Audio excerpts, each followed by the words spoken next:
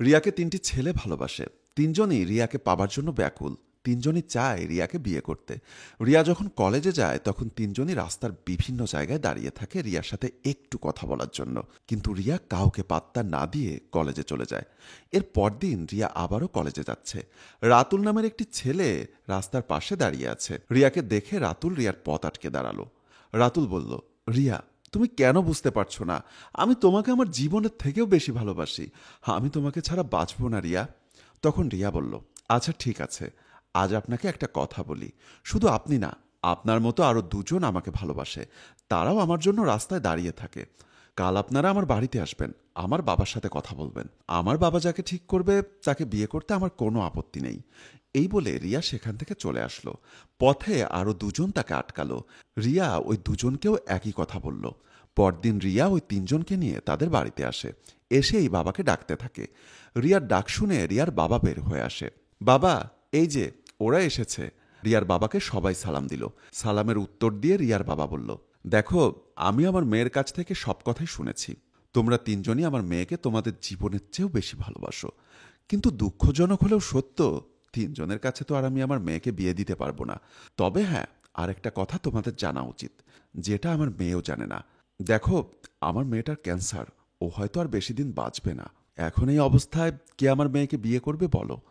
তখন নয়নের দিকে তাকিয়ে রিয়ার বাবা বলল, কি বাবা, তুমি করবে আমার মেয়েকে বিয়ে?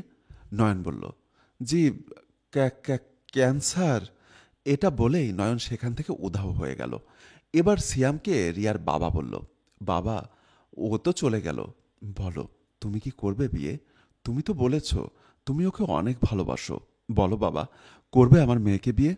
সিয়াম বলল, আঙ্কেল, আমি আসলে আবেগে পড়ে এসব কথা বলেছি। আসলে আমার তো এখনো বিয়ের বয়সই হয়নি। আমি আর যাই আঙ্কেল, অন্য একদিন কথা হবে। এই বলে সিয়াম সেখান থেকে চলে গেল। রাতুল দাঁড়িয়ে আছে। এবার রাতুলকে রিয়ার বাবা বলল, বাবা, ওরা তো চলে গেল, এবার তুমিও কি ওদের মতো চলে যাবে? কাঁদতে কাঁদতে রিয়ার বাবা বলল, আমার মেয়েটা আর বেশি দিন বাঁচবে না, হয়তো আর বড় জোর ২ মাস বাঁচবে।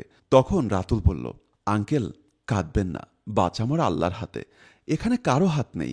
২ মাস বাঁচুক আর ২ দিন বাঁচুক, আমি ওকে ভালোবেসেছি যখন, আমি ওকেই বিয়ে করতে চাই। যে কটা দিন আল্লাহ ওকে আমাদের মাঝে রাখুক না কেন, আমি ওকে বুঝতেই দিব না ওর কোনো রোগ আছে। ওকে আমি দেখে রাখবো আঙ্কেল, আপনি কোনো চিন্তা করবেন না।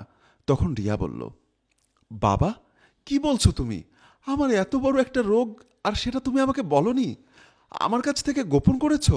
তখন রিয়ার বাবা বলল, শান্ত হ মা, তোর কিচ্ছু হয়নি। আমি আসলে পরীক্ষা করছিলাম কে তোকে সব থেকে বেশি ভালোবাসে, আর সেটা আমি পেয়ে গেছি। যাও রাতুল, আমি তোমার বাবা মায়ের সঙ্গে কথা বলবো। আয় মা, ঘরে আয়। এই বলে রিয়ার বাবা ঘরে চলে গেল। বন্ধুরা, আমাদের এই গল্পটি যদি আপনাদের ভালো লেগে থাকে তাহলে অবশ্যই লাইক, কমেন্টস এবং শেয়ার দিয়ে আমাদের পাশেই থাকবেন। খুব শীঘ্রই আবারও কোনো নতুন গল্পে আপনাদের সাথে দেখা হবে। ধন্যবাদ সবাইকে।